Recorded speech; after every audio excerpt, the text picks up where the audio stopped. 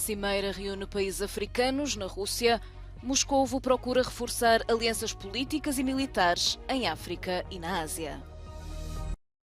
Zelensky afirma ter planos para reintegrar a Crimeia. Serviços secretos ucranianos reivindicam o ataque de 2022 à ponte de Kerch. Presidente do Níger detido em tentativa de golpe, líder do país vizinho Benin a caminho para mediar conflito. Morreu a voz incomparável de Nothing Compares to You. Sinéad O'Connor tinha 56 anos. Vladimir Putin comprometeu-se a enviar de forma gratuita dezenas de milhares de toneladas de cereais para a África, apesar das sanções impostas pelo Ocidente. A informação foi dada pelo presidente russo aos líderes africanos, reunidos até esta sexta-feira em São Petersburgo para a cimeira entre Rússia e África. O abastecimento foi recentemente comprometido pela suspensão do acordo para exportação estabelecido com a Ucrânia. Cada vez mais isolado do Ocidente, o Kremlin tem também procurado apoio na Ásia. Em visita oficial à Coreia do Norte, o ministro russo da Defesa reuniu-se em Pyongyang com Kim Jong-un para discutir uma cooperação militar. Imagens divulgadas pelo governo norte-coreano mostram Sergei Shoigu a ver armas do país anfitrião, entre elas mísseis balísticos banidos pelas Nações Unidas. O distanciamento de Moscovo é cada vez mais evidente. Esta quarta-feira, o representante russo na ONU recusou-se a intervir numa reunião do Conselho de Segurança após o país ter sido acusado de perseguir minorias religiosas e ver rejeitada a intervenção de um bispo ortodoxo afeta ao regime de Putin. Moscovo, que há dias bombardeou a Catedral da Transfiguração em Odessa, acusou o presidente da Comissão de Parcialidade, censura e obstrução. Vladimir Putin comprometeu-se a enviar de forma gratuita dezenas de milhares de toneladas de cereais para a África, apesar das sanções impostas pelo Ocidente. A informação foi dada pelo presidente russo aos líderes africanos, reunidos até esta sexta-feira em São Petersburgo para a cimeira entre Rússia e África. O abastecimento foi recentemente comprometido pela suspensão do acordo para exportação estabelecido com a Ucrânia. Cada vez mais isolado do Ocidente, o Kremlin tem também procurado apoio na Ásia. Em visita oficial à Coreia do Norte, o ministro russo da Defesa reuniu-se em Pyongyang com Kim Jong-un para discutir uma cooperação militar. Imagens divulgadas pelo governo norte-coreano mostram Sergei Shoigu a ver armas do país anfitrião, entre elas mísseis balísticos banidos pelas Nações Unidas. O distanciamento de Moscovo é cada vez mais evidente. Esta quarta-feira, o representante russo na ONU recusou-se a intervir numa reunião do Conselho de Segurança após o país ter sido acusado de perseguir minorias religiosas e ver rejeitada a intervenção de um bispo ortodoxo afeta ao regime de Putin. Moscovo, que há dias bombardeou a Catedral da Transfiguração em Odessa, acusou o presidente da Comissão de Parcialidade, censura e obstrução. A Ucrânia está a enviar para a região de Zaporíjia milhares de reforços treinados e equipados pelo Ocidente e a cercar parcialmente Bakhmut. Os avanços da contraofensiva foram anunciados esta quarta-feira por Volodymyr Zelensky. Na habitual mensagem à nação, o presidente ucraniano revelou também planos para a Crimeia, anexada pela Rússia em 2014. Готуємо і перелік деокупаційних кроків для Криму, комплексних, і безпекових, і економічних, і соціальних. Ми можемо доволі швидко реінтегрувати Крим в державну тканину України. Власне, вже зараз окупантам варто подумати там, у Криму, що поки Кримський міст ще хоч так-сяк працює, треба їм повертатись додому, в Росію. A ponte de Kerch, que liga a península da Crimeia ao continente russo, foi bombardeada em outubro de 2022. Após meses de silêncio, os serviços secretos ucranianos vieram agora reivindicar o ataque.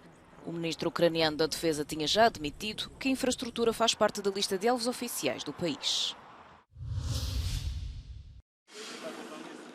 Os bombardeamentos russos continuam em toda a Ucrânia após dias de intensos ataques a cidades como Odessa. De acordo com informações avançadas pelo comandante das Forças de Defesa Aérea Ucraniana, esta quarta-feira foram abatidos 36 mísseis de cruzeiro disparados pela Rússia.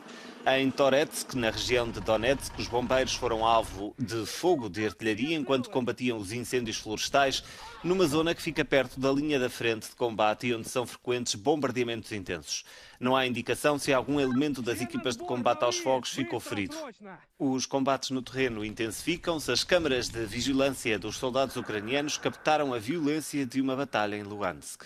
Também há relatos de ganhos das forças ucranianas perto de Bakhmut e de uma nova investida das forças ucranianas em Zaporizhia.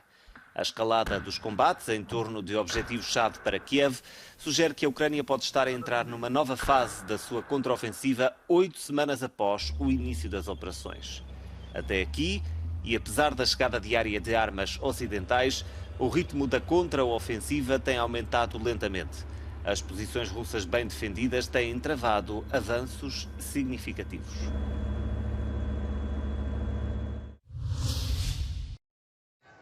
Na capital do Níger, grupos de manifestantes saíram à rua em protesto contra a tentativa de golpe de Estado e em apoio ao presidente. Eleito democraticamente, Mohamed Bazoum foi detido por elementos da Guarda Presidencial.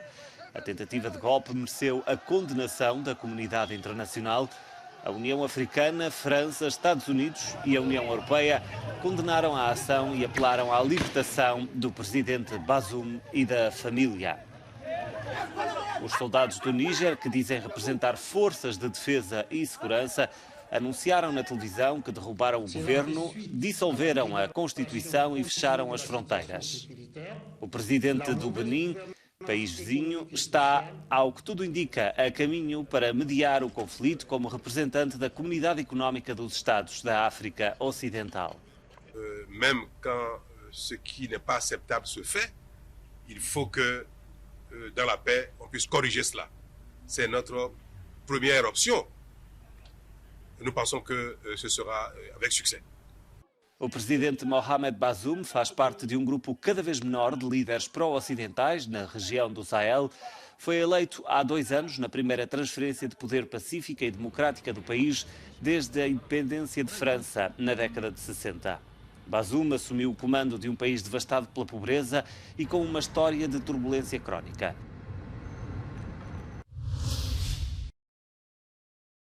A provedora de Justiça Europeia, Emily O'Reilly, explicou à Euronews as razões que a levaram a abrir um inquérito para esclarecer o papel da Frontex no naufrágio de um barco ao largo da costa da Grécia.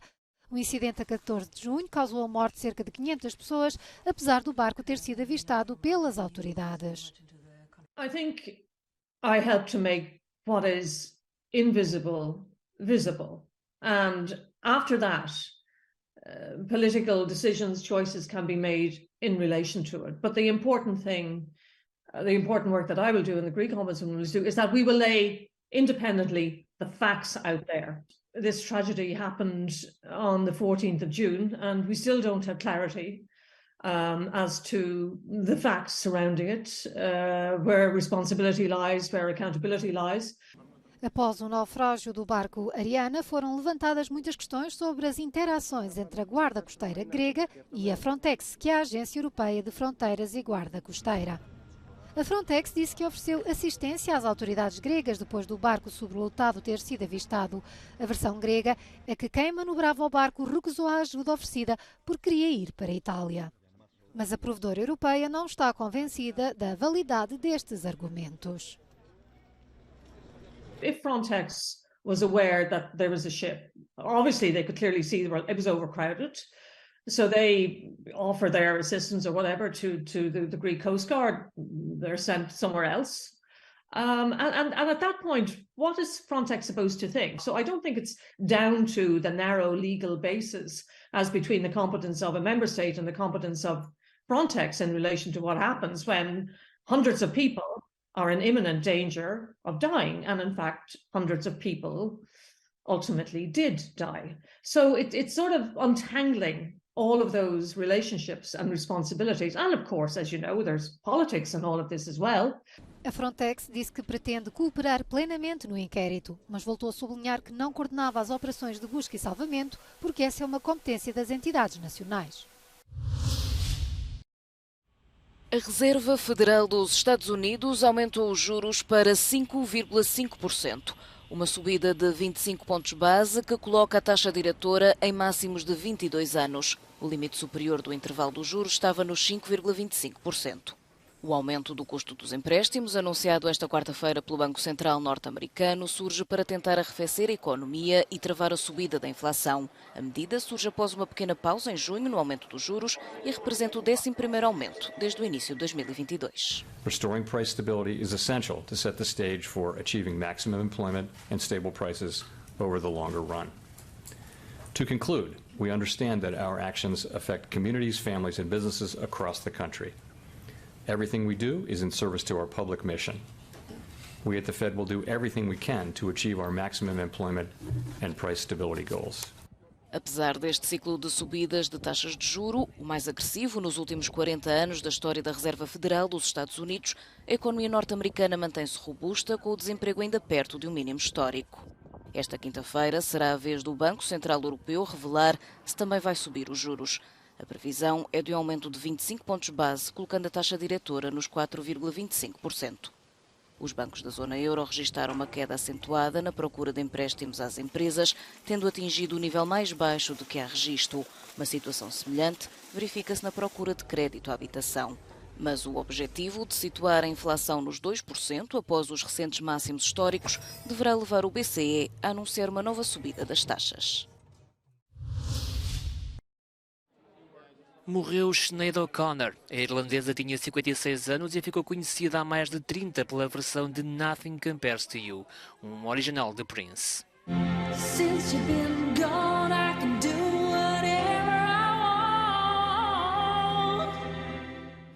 A notícia da morte de Sinéad O'Connor foi dada pela família em comunicado divulgado pelo jornal Irish Times. Eram conhecidos os problemas depressivos da irlandesa, que perdeu um dos 4 filhos no ano passado. As causas da morte não foram reveladas.